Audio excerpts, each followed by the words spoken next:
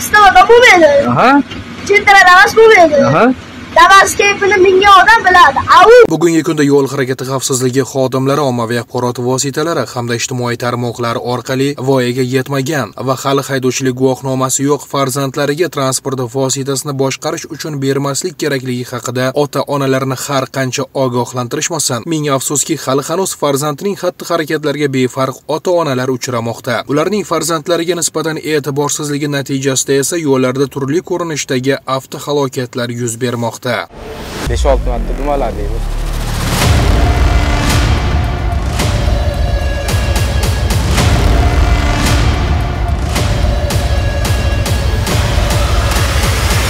Hozir siz tasvirda ko'rib turgan avtomashinani bamayli xotirib boshqarib ketayotgan bolalar ham hali maktab o'quvchisi. Ular qoidabuzarlik sodir etgani yetmaganidek o'z harakatlarini ijtimoiy tarmoqqa ham joylagan. Bu esa tarmoq foydalanuvchilarining e'tirozi va muhokamalariga sabab bo'lgan. Holat viloyat yo'l harakati xavfsizligi boshqarmasi xodimlari tomonidan o'rganilganida O'zbekiston tumanida sodir etilganligi aniqlandi. Dadam safarda edilar.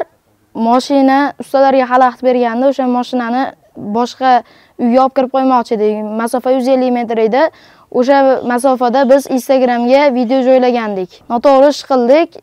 Hammalardan uzr so'raymiz, bu holat boshqa qaytarilmaydi. Bolalarning xatti-harakatlariga e'tiborsiz bo'lib qolgan ota, o'ylaymizki, bugun o'z xatosini tushunib yetdi. Mashinani shu kalitini o'zida qoldirgani sababli o'g'ilchalar mashinani ko'chaga minib chiqib, Instagramga o'zlari video joylagan ekan. Bu ota endi uzr so'raymiz endi xalqimizdan, nimamizdan. Endi bu holat qaytarilmaydi. Boshqa ota-onalarga ham shu tavsiya beramiz, kalitni o'zida qoldirmaslikni. E'tiborsizlik yoki bo'lmasa qoidalarni bilmaslik bu jazodan ozod etmaydi. Ijtimoiy tarmoqda tarqalgan video yuzasidan o'rganishlar olib borildi va mazkur transport vositasi aniqlanib, jarima maydoniga qo'yildi. Holat yuzasidan qonuniy chora ko'rildi. Hurmatli ota-onalar, sizlarni yana bir bor ogohlantiramiz. Hali voyaga yetmagan va haydovchilik guvohnomasini olmagan farzandlaringizga avtomobil kalitini aslo ishonib topshirmang. Yo'qsa, keyingi qilingan afsus nadomatga kech bo'lishi mumkin.